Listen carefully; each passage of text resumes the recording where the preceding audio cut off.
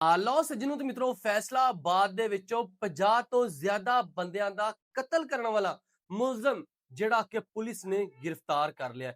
ਕਿਸ ਤਰ੍ਹਾਂ ਗ੍ਰਿਫਤਾਰ ਕੀਤਾ ਔਰ ਇਹ ਮੁਲਜ਼ਮ ਕਿਸ ਤਰ੍ਹਾਂ ਲੋਕਾਂ ਦੇ ਕਤਲ ਕਰਦਾ ਸੀਗਾ। ਸਭ ਤੋਂ ਵੱਡੀ ਗੱਲ, ਹੋਟਲਾਂ ਤੋਂ ਚਾਹ ਪੀਣ ਵਾਲੇ ਬੰਦੇ, ਹੋਟਲ ਤੋਂ ਰੋਟੀ ਖਾਣ ਵਾਲੇ ਬੰਦੇ ਹੁਸ਼ਿਆਰ ਹੋ ਜਾਓ, ਕਿਤੇ ਤੁਹਾਡੇ ਨਾਲ ਵੀ ਇਸ ਤਰ੍ਹਾਂ ਨਾ ਹੋ ਜਾਵੇ।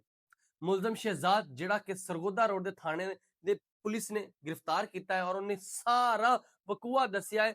ਅੱਜ ਤੋਂ ਥੋੜੇ ਦਿਨ ਪਹਿਲੇ ਇੱਕ ਬੰਦਾ ਜਿਹੜਾ ਕਿ ਹਜਵੇਰੀ ਟੌਰ ਦਾ ਸੀਗਾ, ਉਹ ਅਗਵਾ ਦਾ ਉਹਦੇ ਤੇ ਪਰਚਾ ਹੋਇਆ ਸੀਗਾ ਔਰ ਜਦੋਂ ਅਗਵਾ ਦਾ ਪਰਚਾ ਆਇਆ ਪੁਲਿਸ ਨੇ ਜਾਂਚ ਪੜਤਾਲ ਕੀਤੀ। ਪੁਲਿਸ ਨੇ ਕਿਹਾ ਕਿਸ ਤਰ੍ਹਾਂ ਇੱਕ ਬਜ਼ੁਰਗ ਨੂੰ ਕੋਈ ਅਗਵਾ ਕਰ ਸਕਦਾ ਵਾ। ਉਹਨਾਂ ਨੇ ਸੀਸੀਟੀਵੀ ਦੇਖੀ, ਉਹਦੇ ਵਿੱਚ ਪਤਾ ਚੱਲਿਆ ਕਿ ਮੁਲਜ਼ਮ ਸ਼ਹਿਜ਼ਾਦ ਬਾਬੇ ਨੂੰ ਲੈ ਕੇ ਜਾ ਰਿਹਾ ਵਾ ਤੇ ਲੈ ਕੇ ਜਾਂਦਾ ਵਾ। ਕੀ ਕਰਦਾ ਸੀ ਸ਼ਹਿਜ਼ਾਦ ਦਾ ਕਹਿਣਾ ਸੀਗਾ ਕਿ ਮੈਂ ਜਦੋਂ ਬੰਦਿਆਂ ਨੂੰ ਕਿਤੇ ਜਿੱਥੇ ਹੋਟਲ ਤੇ ਚਾਹ ਪੀਂਦੇ ਵਾ ਜਾਂ ਰੋਟੀ ਖਾਂਦੇ ਆ ਉੱਥੇ ਮੈਂ ਵੀ ਬਹਿ ਜਾਂਦਾ ਸੀਗਾ। ਮੈਂ ਉਹਨਾਂ ਨਾਲ ਗੱਲਬਾਤ ਕਰਕੇ ਉਹਨਾਂ ਨੂੰ ਆਪਣਾ ਦੋਸਤ ਬਣਾ ਲੈਂਦਾ ਸੀਗਾ। ਦੋਸਤ ਬਣਾਉਣ ਤੋਂ ਉਹਨਾਂ ਨੂੰ ਮੈਂ ਇੱਕ ਇਹੋ ਜਿਹੀ ਜਗ੍ਹਾ ਲੈ ਜਾਂਦਾ ਸੀ ਜਿੱਥੇ ਉਹਨਾਂ ਨੂੰ ਮੈਂ ਨਸ਼ਾਵਰ ਚੀਜ਼ਾਂ ਖਵਾਉਂਦਾ ਸੀਗਾ।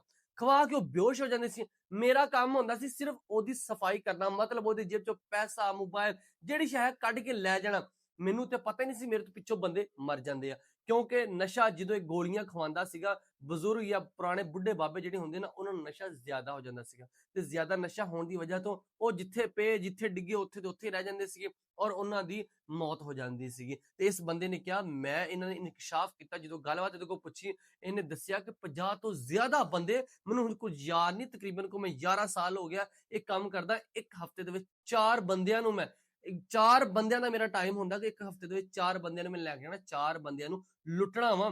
ਕਿਹੜਾ ਕਿਹੜਾ ਬੰਦੇ ਕੱਢਦੇ ਆ ਤੇ ਜਨਾਬ ਤੁਸੀਂ ਇਹ ਵੇਖੋ ਜਿੱਥੇ ਤੁਸੀਂ ਚਾਹ ਪੀਂਦੇ ਜੇ, ਜਿੱਥੇ ਤੁਸੀਂ ਰੋਟੀ ਖਾਂਦੇ ਜੇ, ਉੱਥੋਂ ਇਦਾਂ ਦਾ ਤੁਹਾਨੂੰ ਕੋਈ ਵੀ ਬੰਦਾ ਮਿਲੇ, ਕਿਸੇ ਨਾਲ ਕੋਈ ਦੋਸਤੀ ਨਹੀਂ ਕਰਨੀ, ਕਿਸੇ ਨਾਲ ਕੋਈ ਗੱਲਬਾਤ ਨਹੀਂ ਕਰਨੀ, ਚੁੱਪ ਕਰਕੇ ਆਪਣੀ ਰੋਟੀ ਖਾਣੀ ਤੇ ਘਰ ਜਾਣਾ। ਔਰ ਖਾਸ ਤੌਰ ਤੇ ਉਹ ਬਜ਼ੁਰਗ ਜਿਹੜੇ ਕਿ 50 ਸਾਲ ਤੋਂ ਜ਼ਿਆਦਾ ਉਮਰ ਦੇ ਨੇ, ਉਹਨਾਂ ਦੇ ਨਾਲ ਜ਼ਿਆਦਾਤਰ ਇਹ ਵਾਕਿਆਤ ਹੋ ਰਹੇ ਨੇ।